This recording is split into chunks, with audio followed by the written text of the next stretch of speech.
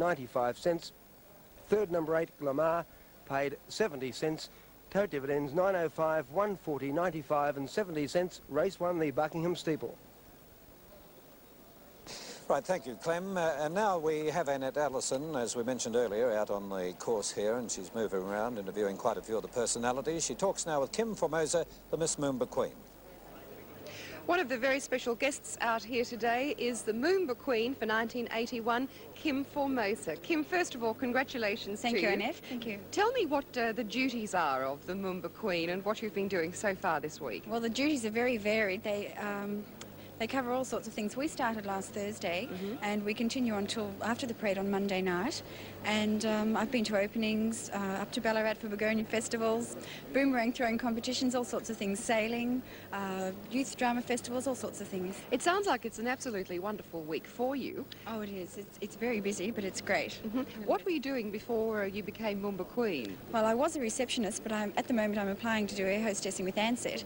And I've been waiting for a long time for my interview, and I finally received it, and it was on the day that I had to start being Queen, so I couldn't go. Well, everything happens all at once. That's usually the way. Yes. So you're going for an interview then very shortly? Yes, as soon as I move back home after the Moomba's finished, and we'll take it from there. That's marvellous. And what do you have coming up in the next few days? Are you a keen race goer, by the way? No, the only time I've ever been to the races was last year's Melbourne Cup, so this is something special for me. And what about the rest of the week? Well, we have functions every day. I couldn't reel them all off to you, there's so many, but the main thing I'm looking forward to is the parade on Monday morning. I think that'll be fantastic. Well, I'm sure you'll make a wonderful Moomba Queen, and you'll thoroughly enjoy the parade on Monday. I'm sure I will. And we'll all be watching because I know we're televising it, and congratulations again. Thank you very much. Day, Kim. Thank you, Annette. Kim Formosa, the 1981 Moomba Queen. Well, she's very attractive too. I was just talking about the Gurkhas in the background there, and you'll be seeing all the Gurkhas at 1:30 this afternoon on the course with the Miss Moomba Queen and the Miss Tourism Internationals. Now, also Annette is moving over now to talk with the chaperone of the Miss Moomba Queen, and we thought this would be quite interesting for you to hear what a chaperone really has to do. Miss Joyce McCoy.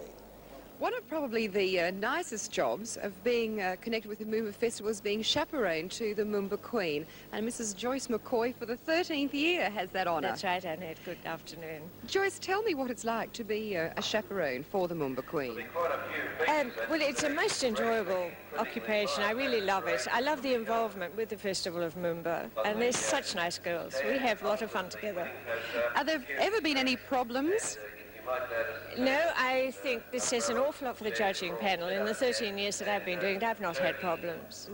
Because quite often, you know, you'll get a girl who perhaps gets very tired to run around with all of the engagements that are on, and you've got to be the one there to prop her up sometimes. That's right. I sometimes wonder perhaps they might have to prop me up. What other things do you do, Joyce? Do you just go along for the different functions and accompany the girl, or do you play sort of den mother, private secretary, security officer and everything all in one? Well, I think there is a little of that, but it really basically is to accompany the girl wherever she goes, to make sure that she gets to these places on time, and generally be a shoulder to lean on if needed. What about the boyfriends? Because I know that most quest winners and queens and things like this always have a lot of people sort of coming up and saying, would you like to come out with me? How do they handle all of that? Well, they handle it very well. We don't really seem to strike any problems. I do suggest that maybe during that time, if they are chosen as Moomba Queen, that family commitments do get to the background a little, and they understand this fully. Well, I'm sure you're having a marvellous week with Kim, who is a delight, and we look forward to seeing you next year. I guess it's 14th year coming up. Hopefully. Thank you so much. Thank you, Joyce. Bye-bye. Coming up on the second event, the March Nursery. Anyone home is still $2.80 for the win, $1.60 the place for $1. 2 Sports Ruler is $3.40, so no significant change. 3 PLATAN, $7.70 as was. Number 7 Lead Roll is now into $4.90 from $5.10. And really the others are virtually as we described after the running of the previous event on the program, but the favourite is definitely Anyone Home at $2.80, Sports Ruler $3.40, PLATAN $7.70, and Lead Roll has firmed from $5.10 to $4.90 for $1 on the second event on the program, the March Nursery.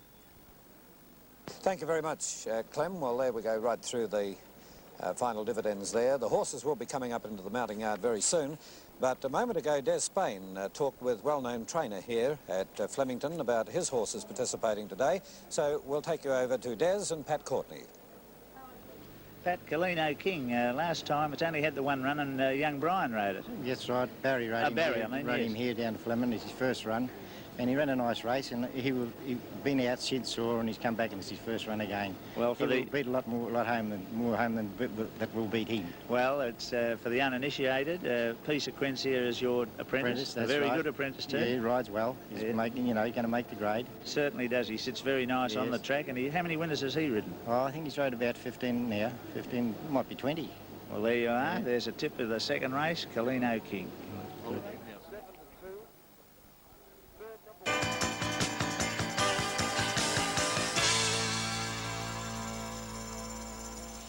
Hold on, folks. Coming out is new Holden Rodeo. Tough. Off the road or on. Because Rodeo's got four-wheel drive or two. This diesel Rodeo's showing a clean pair of heels. Petrol 4's available too. Rodeo. Let's hear it for a great ride. Holden's new range of tough four-cylinder one-tonners. Holden Rodeo. See your Holden dealer now.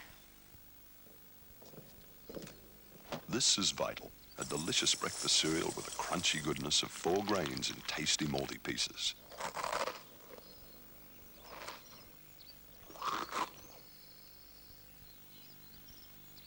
Vital contains more vitamins than most other cereals, and 20% protein to help you get the most out of your day. To get the most out of life, a good, delicious breakfast is Vital. For everyone, there's always a lucky day. Wednesday the 15th was the day that fortune smiled on Jack Staton. Jack had checked his pool's coupon. He knew he'd won something big, but he didn't know how much until... Mr. Staton? I'm from the pools, and you've won over $300,000. Don't be surprised if some day, sometime, the man from the pools knocks on your door and says... You've won the pools. You're looking at the largest paint and wallpaper store in Australia. This is Oliver's World of Colour in Dandenong. Pretty colourful, eh? And this is Australia's largest selling brand of paint, Dulux. Oliver's World of Colour is a world of Dulux too. Look, every type and every colour. And a fantastic staff who know their Dulux backwards. There's all kinds of weird and wonderful things at Oliver's. Now the World of Colour's the brightest spot in Dandenong. Worth doing, worth Dulux. Oliver's of Dandenong also carry a huge stock of wallpapers in the most modern, up-to-date patterns. Browse around the colourful showroom and select the wallpaper of your choice, including the very latest range of Comdeck wall coverings. Add that little touch of elegance to your home. Inspect their exciting range today. You'll find the right wallpaper at the right price at Oliver's of Dandenong, Australia's largest paint and wallpaper store. Well, now the horses are in the mounting yard for the second event on the program, the March Nursery. Time to start at 20 minutes past 1, and the race will be run over the distance of 1,200 metres. The one scratching is number 4 in the book, Gurner's Lane. And now let's have a look at the latest market from the ring and to Graham Kelly. Good, Phil. The Colin Hayes trained Anyone Home is favourite for the race, but not much ahead of Sports Ruler and Lead Roll, who was backed early and then has drifted out a wee bit towards the end of betting. Then next comes PLATAN, and the only other one in serious contention at the moment is Fox Bay, trained by Tommy Hughes. But, well, there are 23 starters in the race. As I said, the only scratching number 4, Gurner's Lane. 23 starters, a lot of inexperience in the race too, Ron Taylor. Well, there is down, when you get down lower in the weights, Phil, that's true.